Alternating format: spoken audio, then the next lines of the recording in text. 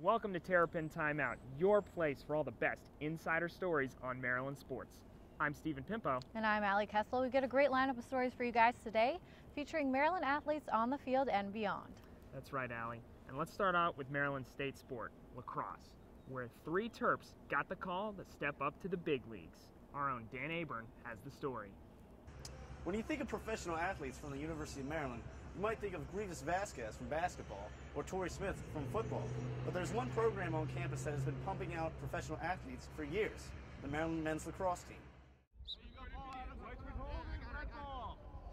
For most college seniors, getting a job after graduation is a high priority. For 3 Maryland lacrosse players, they've already got a post-grad job in the bag as professional athletes. Joe LaCasio, Casey Ikeda, and Charlie Raffa have all been drafted to play Major League Lacrosse. I was pretty excited. Major League Lacrosse had its inaugural season in 2001. It only offers a modest salary of a few $1,000s every summer, but it's a sport where a lot of kids don't aim to go pro, so getting drafted is a nice honor. As you progress through, it's something that you try to keep in the back of your mind as a goal, a personal goal of yours, but no, not till I got here I didn't think of it as being a professional. Rafa is Maryland's face-off specialist and is one of the best in the nation. He was drafted by the Chesapeake Bayhawks. Here comes Rafa, gets in the front, scores! We were just sitting in our living room, me, Joe Casio, a couple of guys that I live with, and just live streaming on the TV. We didn't know I got drafted. They were talking while I got drafted, so I saw it on Twitter and started getting text messages, and that's kind of how I found out. LaCasio, a midfielder, and Ikeda, a defenseman, were both drafted by the Florida Launch. LaCasio has been watching MLL since he was young. It's always a kid's dream to definitely want to play at the highest level. I was really fortunate as a young kid to have my uncle play in the MLL, so it was something that growing up seemed to be a dream of mine. So the pro game beckons, but for now it's all about helping Maryland win its first championship in 40 years. Get to that stage of my life and get along for the Hawks, but right now it's all Maryland, all the Terps, and everything I can do for this team I will. From College Park, I'm Dan Aburn. Major League Lacrosse is already a few games in, so these players will have to wait until after graduation to join their new teams. Back to you guys.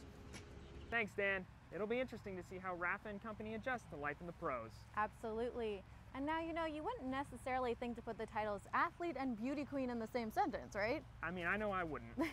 But as reporter Chloe Pavlech shows us, maybe it's not so unusual. Chloe? It's nearly impossible to predict your next move on the field. And as graduation approaches, every student athlete in America is trying to figure out what's their next move off the field. But I met up with a female soccer player that knows exactly what's up next. Let's go take a look. College. Some of the best times of your life, but it goes by fast. Just ask Christine Mumby. It's kind of weird because I'm so used to schedules and I'm so used to always having something to look forward to.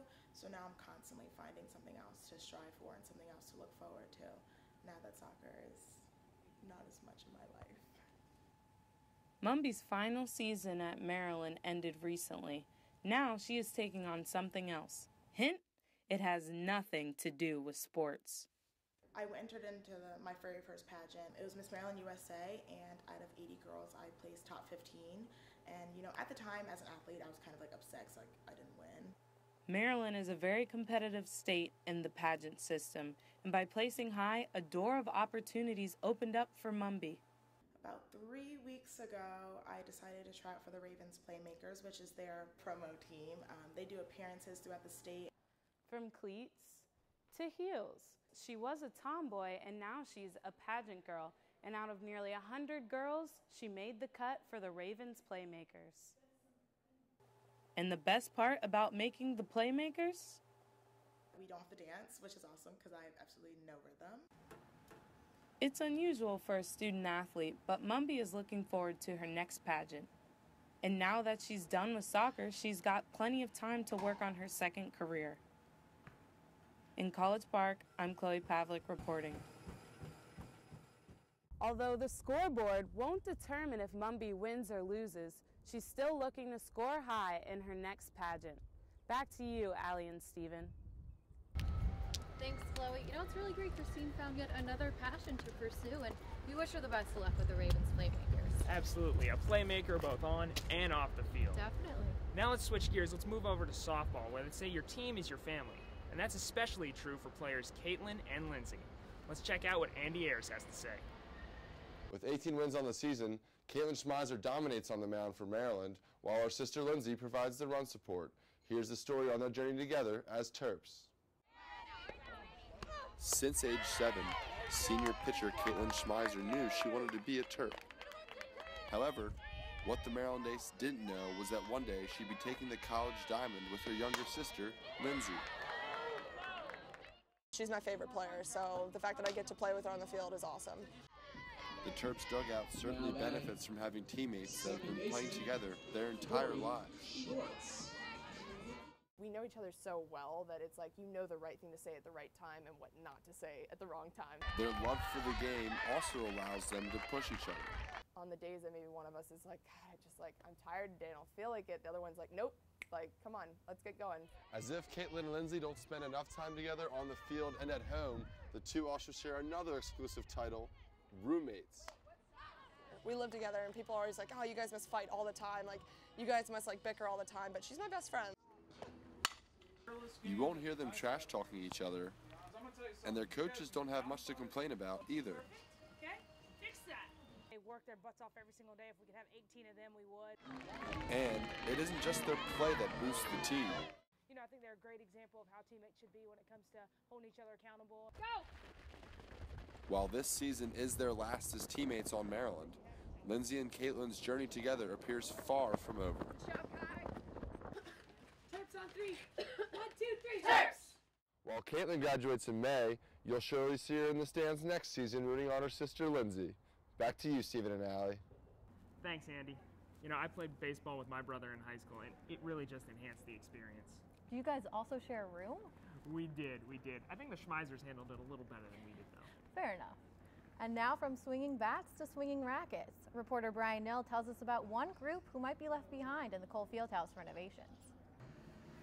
Thanks, guys. 60 years worth of history here inside Cole Fieldhouse, but changes are coming. And for the Maryland Club tennis team, these changes aren't a good thing.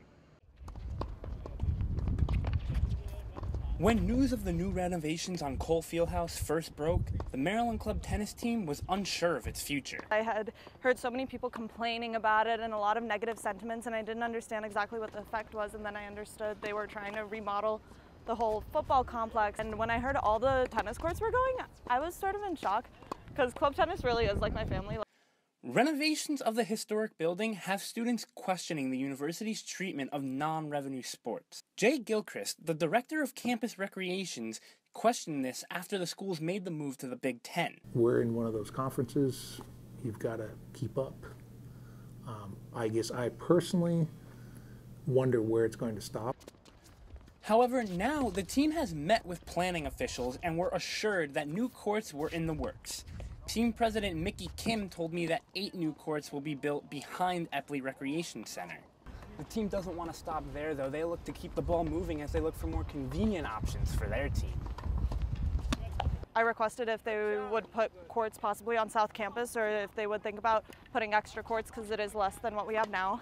And to that, they were reluctant because they said it's very expensive and it's not at the top of their priority list right now with everything else going on. With the Junior Championship Tennis Center costing thousands of dollars to rent, there is no way the team could possibly afford it year-round. Both Mickey and Alex said that they would do everything they could to prevent the team from losing membership and accommodate all possible future members. In College Park reporting, I'm Bryan Knill. And with new courts on the way, it looks like the future of Maryland Club's tennis team won't be demolished along with Cole. Back to you guys. Thanks, Brian. Cole is soon to become the Terrapin Performance Center, and many changes besides the name are set to take place, and we hope they can find a place for club tennis. Hopefully they get a new home court very soon. And that's going to do it for us here in College Park. For Terrapin Timeout, I'm Steven Pimpo. And I'm Allie Kessel. Thanks for tuning in.